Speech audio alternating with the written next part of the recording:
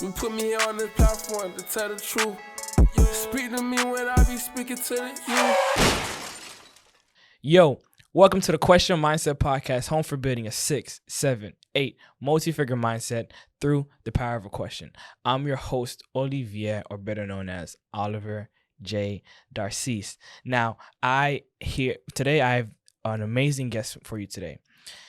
This guy is a guy that can capture people's memories, whether you're at an event, whether you're at your home. He can capture those special moments. So in the click of a button, in one glimpse, you can remember those special moments. So my man Jay, how you doing today? What's up? I'm good, brother. Happy to be here. Thank you for having me, and I appreciate the invite. Thank you. Yeah. I appreciate that. So, I've started this new trend with this whole podcast, and I said on a couple of my other episodes where I don't want to be that person that when you first come on, hey, who are you? What do you do? Things like that. I don't want none of that. I don't want to do none of that. We're gonna get to that, and Right. it does matter. But I like for people to understand the context of who you once was and how that translates to who you are now, and how that's gonna take you and move you forward in the vision you have for life and in your business, and how you want to impact those that's around you. Okay. So I want to start by asking you this. I want to give people still a taste of what you do. Like Right. you're in you want me to say you're in the photography business? You want In me the to say media realm. in the media? Okay, in the media realm. Yeah. So he's in the media realm, yeah. Media. So All not things. all things media, all Right. things media production, everything. Mhm. So did you always have an eye for all things media, like videography, photography, and things like that growing up, or like how was your journey, getting into that? All right. So my introductory into media, when I was probably like 11, my mom wanted to put me in modeling, Barbers Really? on modeling or something like that, or I forget. It was a modeling firm down in Kendall. Where you from, if you don't mind me I'm asking? from Miami. Man, I saw North that. Miami Beach, Opalaga, Carol City, Liberty City. I've lived everywhere. Ethnicity wise, Bahamian, American, born here. that's shocking. I never heard of Bahamian parents putting their kids into modeling. It was at a young age. conversation, but because my mom didn't like to drive on like busy highways, Mhm. and us living in North Miami Beach, Yeah. driving to Kendall would have been out the question. But the agency showed interest in me, and that Okay. became nothing. But in high school, two of my electives were TV production and photography, film Oh, wow. photography, development photography, chemicals, darkroom, Wow. that type Oh, of wow. thing. And my first job on set was set manager, and from there I just fell in love with behind the scenes, producing something, seeing it come to fruition, and then producing photography from a piece of plastic film, burning it onto paper, and developing it through chemicals. I fell in love with it. Oh, so you was the ones in those rooms that's like all dark and red, Red and light, yeah. Got you, and you was doing Yeah. like those Polaroid pictures. Mhm. Wow, that's crazy. Yeah. So you mentioned you got into modeling when you was 11. Well, I didn't get into it. Started the introductory process, but Uh-huh. I figured, I was like, man, I must be a handsome guy. Baby. I mean, I was always confident as a kid. I like that. My mom, she brought me the little black book. You keep phone numbers in. Okay, Back in the day. I was about to say, Right. Is it that black book or is it Yeah. another black So, book? I Okay. was a confident kid growing up, but I still had insecurities. But nonetheless, I knew I always had a gift and an eye for entertainment, comedy, good movies, etc. So when anything involved in media, I've always had a passion for it. And you had that before 11, or did that kind of happen after you just got introduced to that whole space around there? Always. I've been the kid that dance at the parties. I'll be the kid that'll roast people, that'll bust out in the freestyle. Okay. I've done something. I used to be on the dance team, Christian hip hop dance team in my church. Oh, Played really? the drums, mixed music. Wow. I'm actually a minister at my church too. Music engineering, behind the scenes, executive producing, live sound. I just love production media. You name Wow. it, I've pretty much tried to do it, or I do it, or I've done it. So it's really all things media, like yeah. that. That's crazy. Mhm. So you started getting introduced to those many fields, I can imagine that growing up, I know you had your insecurities and stuff like that. I don't like focusing on the negative, but Yeah. did you have to overcome any doubts that you had, and would you mind sharing them and for those people that kind of have the same doubts so they can overcome that and kind of pursue whatever niche they want to pursue? I think for me, this is a good question. For me, a lot of doubts start to creep in when you don't feel like you have support. From running track and field, being in marching band, and not having the support, people showing up. I'm like, do I really want to do this? Like, and then I thought about it. Damn. Am I doing it for me? Am I doing it for affirmation, or I don't know. What's That's the real. purpose behind what you're doing? It usually determines how you go about recovering from any negative energy that comes around. So for me, not feeling like my family was into the things that made me happy, there was doubt that came in, and then I realized that, you know, it's gonna come a time where I'm out in the world on my own, away from my parents. I answer to me. Any decisions that I make ultimately affect me. So I changed my focus from looking for approval and acceptance and wanting people to cuddle me, you know, in what I wanted to do. You got it, go ahead. I've said forget it. I don't need to hear that from nobody else. That's you know? real. And I started drawing from myself early. Mind you, I've been taking care of myself since I've been 15. So having to put my big boy pants on early, you kind of have to have a different type of mindset for sure. And that's real. So when you say taking care of yourself, did you Mhm. like move out when you was 15? Yeah. Really? Yeah. Really? Yeah. Where did you go? Like, where did you go? I can imagine signing a lease at 15 years old. No. So I'm not sure how much time we have, but don't worry. We have 40 minutes, 30 minutes. okay, like, boom. go ahead. So, at the age of 13, you know, my mom, she went away. She was incarcerated, federal prison, and I moved in with my aunt.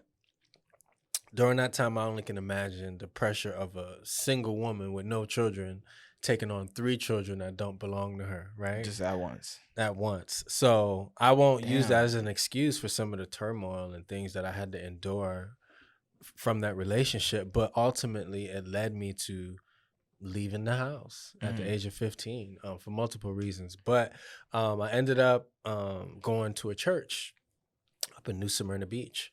And New Smyrna Beach? New Smyrna Beach, that's near Daytona. Okay. North of Cocoa, south of Daytona. I actually spent vacation at Cocoa Beach. Okay, so pretty it's nice. up in there. Gotcha. And that's where I was able to go to the high school that ultimately taught me how to develop film and TV production. So everything had its purpose. Everything had its purpose. And that's something that we all have to learn. And everything be looking ugly, and you're like, where's the light? It's at the end of the tunnel. This tunnel look kind of long. Yeah. But sometimes the process of getting to the light is where you gain the most, if you can actually take the blinders off and see, you know, turmoil and distractions come. Yeah. You know, a lot of those things happen, but in the midst of dark moments or lows, it's important to get what you can from where you're at and remember where you're at, so when you get out of it, you know how to navigate through that space again. So I like that, and yeah. and I like that you had that consciousness in that moment. And it's hard for people to have that level of consciousness because sometimes they just, when turmoil happens and those negative things happen, they kind of just sit and sulk and just dwell, and they don't think about what's next. And I'm a constant advocate. If you come to me for a problem, even though I don't want to hear it at the time because I want to keep things positive around me, you know, obviously. But you know, God uses you to help other people when it's the right time. So whenever I hear those things, my first question I always ask people, it's what's next? What's next? Let's not do a lot in it right now. Yeah. It happened. It happened. My second question is going to be, what did you learn from it? But I Yeah. need to see where your head is at as far as where you're going to go next. Yeah. Are you just going to keep thinking about the same pain just tomorrow and the next day? No. So that's it. Solution based, man. Definitely. Yeah. And I like that you were still looking for those solutions yourself. You found a church. How did you end up finding that church? Oh, I'll make a long story short. So back in the day, you know, my mom, they love my mom and my aunt, my family. They just love to throw parties. Yeah. I think that sprinkled down on me because I do a lot of events Okay. with my Okay. crew, content creators experience, and but We're gonna talk about nonetheless, that. yeah. But nonetheless, where were we going with this question? Yes. How did you was on your own? You was on your own. You found the church. Right. How did you was taking it to the next level? Okay, so boom, my mom had a friend Yeah. growing up, and she was caught on camera being pulled over by a state police officer. I mean, highway patrol. She had a seatbelt on, and he went to yanking her. He was like, "Get out the car, get out the car." She was like, "Okay, keep your hands where I can see him. Get out the car, seatbelt on." So he came, he snatched her out the car with her seatbelt on. Ultimately, she ended up suing. Paid her way through college, nursing school, and she met a pastor in college. Wow. And he ended up opening up a church. He had a men's house and a women's house. And I was out on the streets figuring life out. She got wind of it. She came, we sat, had a meeting. She made a phone call, arranged everything, and next thing I was on the next Greyhound out of Miami. Wow. Yeah, at the age of 15. Yeah. And that was your aunt that did that, or your mom? At the time my mom was incarcerated. So it was your I aunt was that did living all with that. my aunt, but a friend of the family Made the phone call. made the phone call to this pastor and was like, "Hey, got a kid here. Wow. Need a fresh start. Please help." Yeah. Because I was out there, man. I was, I can imagine, man. Yeah. I can imagine. Everybody had Yeah. their fair share of being out there. And Mhm. I kind of resonate with that because I wasn't more or less on my own or anything, Mhm. but I kind of did everything independently Yeah. since that age, actually. Yeah. Where I had an older brother, I had a younger brother. You know, everybody says the whole middle child dilemma. I'm the middle child. That's crazy. That's crazy. So I kind of did everything myself. When I broke my leg, I had to pretend I was my father, schedule my doctor visit, schedule an X-ray, do everything. The only time, and I even went there by myself, and they told me, "No, your father has to be here." I'm like, "Damn, like come on." By my own car myself, kind of did everything myself, and I was the first one out of my brothers to move out and be on his own. Nice. So I kind of get where you're coming from. So in that transition to you going to the church, you going to the school, you was introduced to all these things. What was the biggest lesson that you learned to make you the person that you are now and who you are today? Ooh, man, so many. But I think the biggest thing that resonates with me and it has helped me become an empathetic person. I've learned this new word. It's not new, Empathetic but or empath. I'm an empath. empath? What does Yeah, that mean? I mean, I feel people's pain. I'm Damn. able to. I'm very emphatic. I find so many different levels and ways to connect with people because of the things that I've been through. I can go through a list of them, but I use those things not only to help people to be comfortable, to be vulnerable. Because when people hear you talk about yourself in a way that's like, oh, wow, I can't believe he shared that with me. It kind of helps others to do the same. And I've learned that. I like that you said that. But the biggest key, bro, is this. Love people where they are. We expect people to have this understanding because we have it, we've developed it, or we are thirsty for knowledge, so we read books, listen to podcasts, watch YouTube, and we gain some type of understanding of who we are, why we're here, or how to deal with certain scenarios. And when we encounter people who aren't there mentally, or we encounter people who don't know how to express themselves verbally, whatever it is, I think I've become so emphatic that I'm able to understand, to be patient, not always patient, so my wife would say, but I'm learning to be more patient in those moments where I have to give grace to people, because that's hard to do sometimes, especially when you're dealing with adults. But I think out of everything that I've encountered and endured and taken from life is to love people where they are, deal with people with where they are, and just understand that your journey and the other person's journey ain't the same. I like that you said that because there was these times, like I'm only 23, right? But I've been through my fair share of situations and experiences, and I've learned that as I share some of the traumas that I got through, I help people get out their trauma and realize, hey, maybe it wasn't as bad as I think. Maybe I should have thought of I should have thought about what's next instead of soaking in the now and in the pain and still being in the past. Let me look forward. So I like that you said that. Yeah. So you learned all these lessons growing up. You got introduced to say the arts. Okay, I was gonna say scene. You got introduced to the art at that time. Now, tell people, what is the art fully? Like, you mentioned the company's name is All Things Media, right? All Things Media Group. So tell people what All Things Media is now. Whew, man. All Things Media Group came about from a scripture. I can do all things through Christ who strengthens me, right? That's not bad. And at the time, the company started because a friend of mine, she started a consultant business. She helped you start 401cs, nonprofits. And your wife, you said? No, a friend of mine. A friend of yours. And then at the time, there was a young lady who does graphic design, web design, all of that stuff. So in the midst of us trying to cater to different business owners, people coming on, you're going to need headshots. You're going to need graphics. You're going to need a website. You're going to need somebody to help you start the business, keep yourself organized.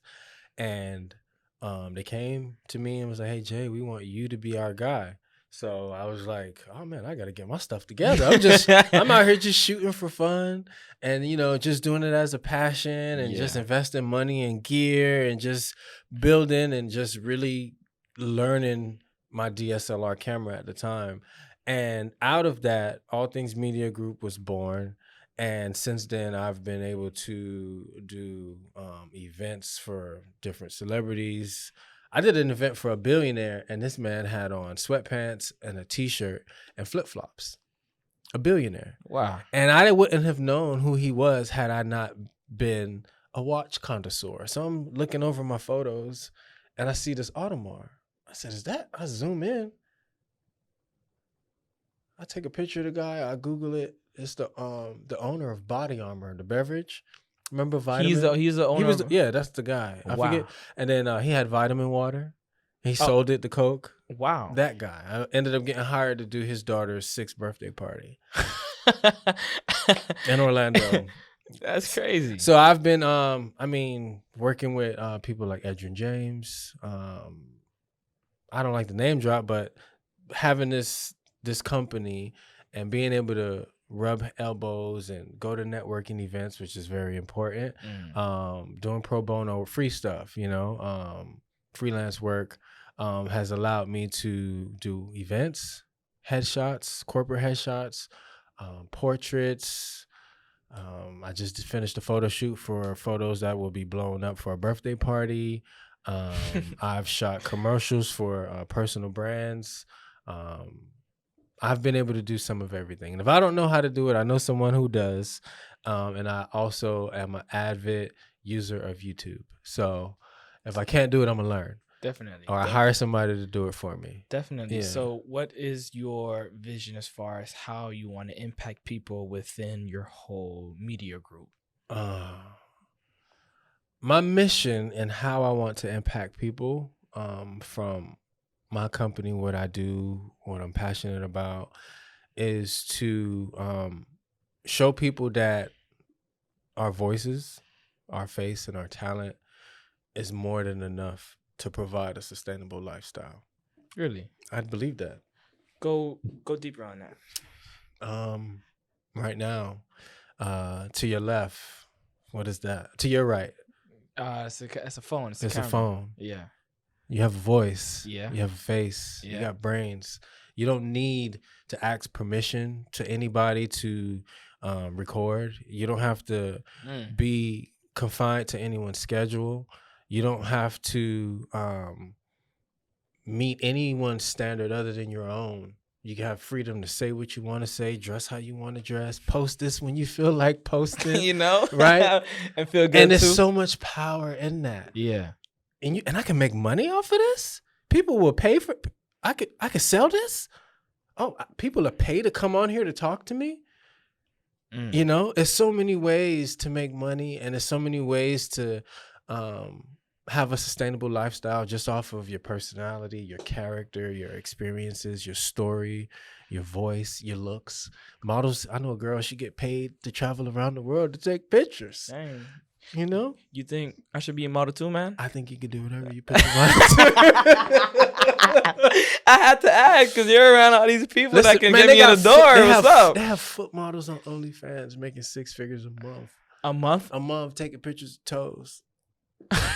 I'm serious. I'm serious. I've heard of it. I heard apps where people just shop around for feet. Like that's crazy. That's... During the NFT craze, I had a friend of mine reach out. She was like, "Yo, I got an idea." She gave it. I mean, NFTs are pretty dead right now, Yeah, so I it can is. say this. Yeah, Don't it get is. mad at me if you see this, giving away your idea. She wanted to turn her feet into NFTs because of the amount of people with feet fetish and the amount of money that they spend. Like, people buy stockings that women put on their feet. $50 for a pair of stockings you can go to the dollar store and buy. So it's so many ways to make money, and my goal is to either shoot the content for you to make that money. I'm not saying I want to shoot feet, but I'm just saying I'm throwing it out there. You know what I'm saying? Because I've shot a lot of stuff. Might get some new clientele, you know. As long as my wife approves, I'm good. You know. So as long as it's only feet. and that's and just having people understand that mindset. Yeah, is very powerful. it's not You bad. can create those 6, 7, 8 figure Yeah. income off. You see how many millionaires have been made off of streaming? Yeah, What are they doing? gaming, streaming, just sitting there. Some people just sitting there talking. Yeah, just talking. Kai Cenat, the Duke Dennis, the other people, music artists that just turn to just playing video games and just talking. Look at Shannon Sharp, Club Shay Shay. Yeah, He said, we just gonna have drinks and conversation. Couple sips, good conversation. People go to talking. Cat Williams get to talking. You already know that. You know, invest too, man. Invest in coaching. Invest in yourself. Mhm. You know, whether that's I heard somebody say stop buying courses, but if you have to invest in a course, do it. I've done it. I've invested in Photoshop courses. Yeah, to be honest, I believe that people should invest into courses. Mhm. Yeah, of course, there's bad courses and good courses. Yeah. I would say just understand the context of the purpose of the person The and person, what yeah. they're selling you and what they're trying to provide you. Yeah. If it's something basic in general, then I would lean you more in on the coach. They can give you those fundamental things that you need. Mhm. But if you're getting into anything niche specific and you need to learn something specific that's catered to that craft, Mhm. then I would always recommend a course because one, it saves you time going on YouTube searching for that right video, Mhm. let alone learning the wrong thing on YouTube because there's many You can't get different- that time back. Yeah. yeah, there's many different perspectives. So I would say it would shortcut it so you can master not making no small mistakes. So if you make those big mistakes, you already know, okay, I learned it, or you look for those specific things that you can learn on YouTube or any other thing. So that's one thing that I would say is pretty good because I even have a course coming out, and that's the reason why I said you have to look into the context of the person, Mhm. because the course that I have is helping people find their purpose, where it's for those people who kind of, lost themselves in life, where they kind of knew what their purpose is and what they want to do, but they're overwhelmed by everything. They kind of just start to sag back a little bit Yeah. and forget, where they are, what they stand for, stuff like that. Or for the people who have a sense of, hey, I don't feel comfortable where I'm at. I know I deserve more. I know I can be more, Mhm. but I don't know who I am, or I don't know where to go. I'm kind of lost because, I had that problem. Yeah. Because believe it or not, when I was younger, I had a stutter. And I said this on a couple of my other episodes, but I had a stutter. I went through this journey of feeling less confident, but it wasn't until I changed my environment.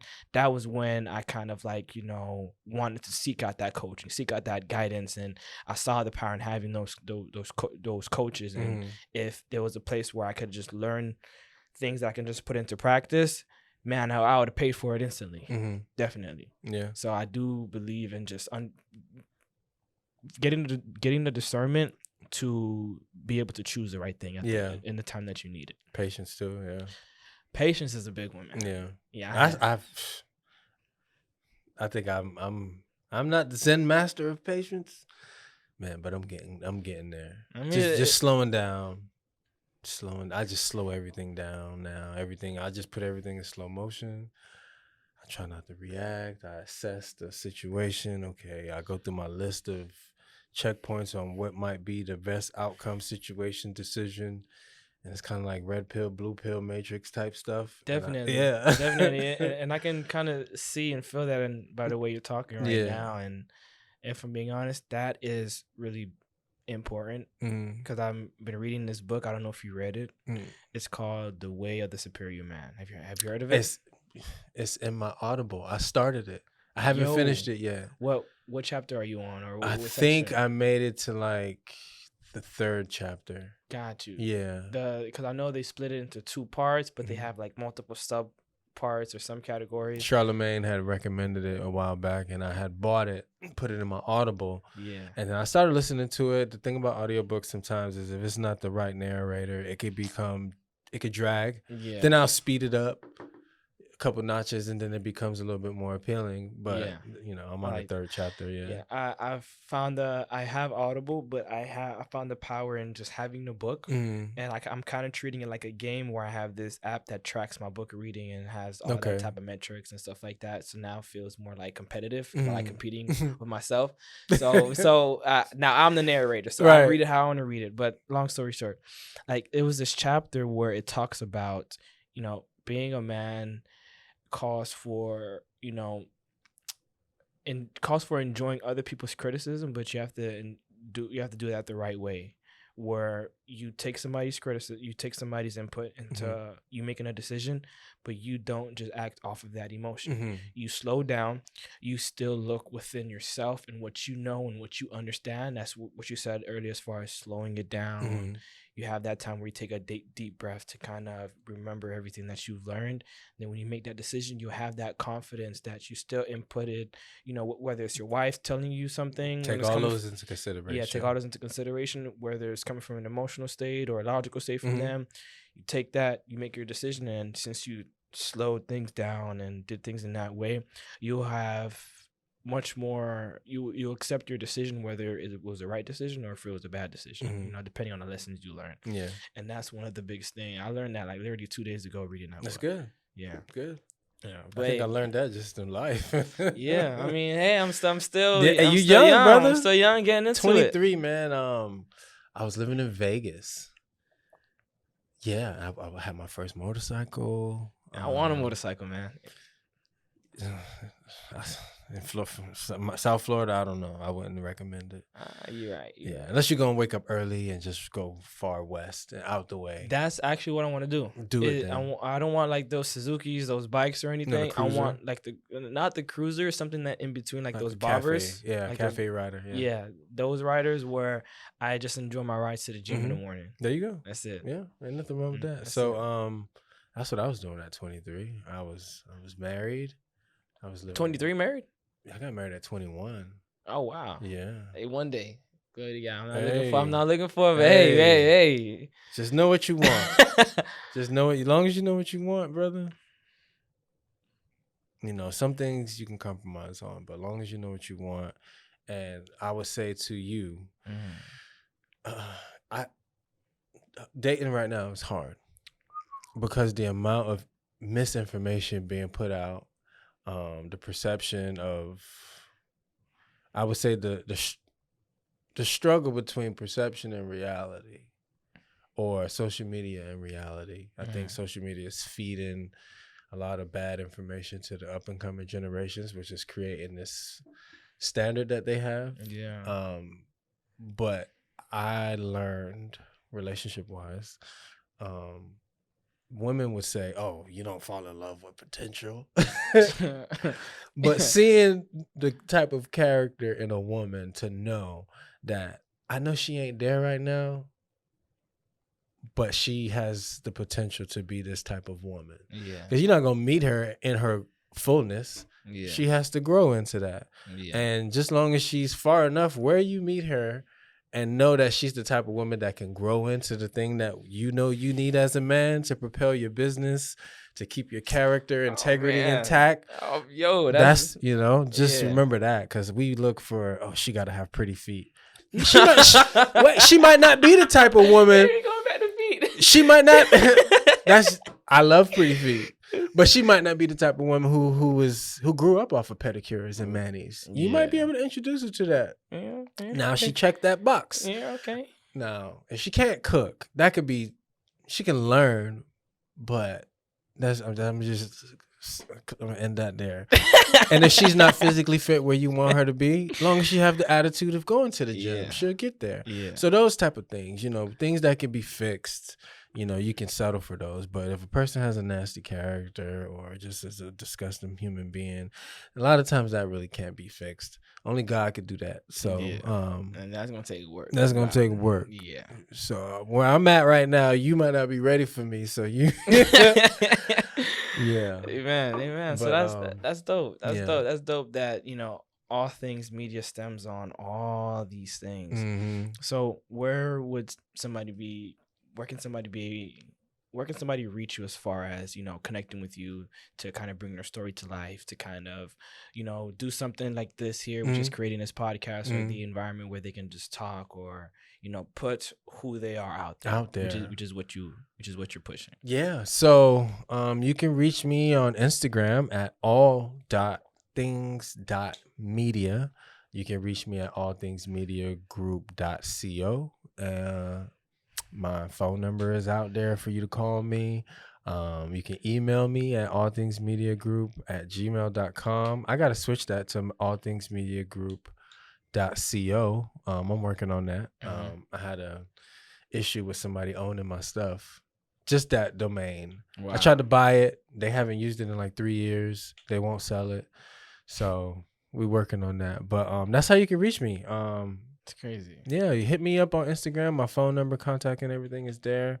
I'm ready to work, man. I have such a creative mind. I got mood boards for days that I haven't shot yet. Mood boards? What is that? So I go on Pinterest. Like, I have a vision. I'll see something like that hat. I'll create a whole set, photo, a look, an outfit off of that hat in like 20 minutes. I'll go on Pinterest. I'll try to find stuff that can portray what my brain is conjuring up, and I'll create a mood board. I'll name it. So somebody come to me and be like, "Hey man, I got this idea." "Oh yeah, tell me about it." I was thinking of a cowgirl. Got one. Got one. I was thinking of a Dominic. Got one. I was thinking of a tropical. I got one. Okay. So I keep them locked in my Pinterest. Okay. So anybody that come to me, I have a creative mind. I'm not afraid to ask for help or admit I can't do something, and I know who to ask to, a lot of times things take multiple parts to bring it together. I know the right people to contact if I can't do it. Okay. Or people who can help me bring it to life. So it's not bad. Yeah, allthingsmediagroup.com. .co. Yeah, no M. No M, yeah. Company. All right. Company. Yeah. Yeah, all things media. So, hey, at the end of the day, my name is Olivier. Not Oliver. Olivier. I got him saved in my phone as Oliver.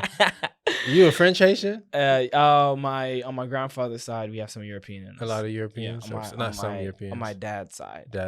Yeah. Do you have the bougie family members that speak French? I would say that's my mom's side. Your mom's side? Yeah. Okay. They're kind of close knit together. She named you? No, surprisingly, a family friend named me. He French. Yeah. It was in Haiti, so it had to be. Had to be, right? Had to be. Yeah. But yeah, my name is Olivier J. Darcis, helping you do life well with my man Jay. Jay. Peace.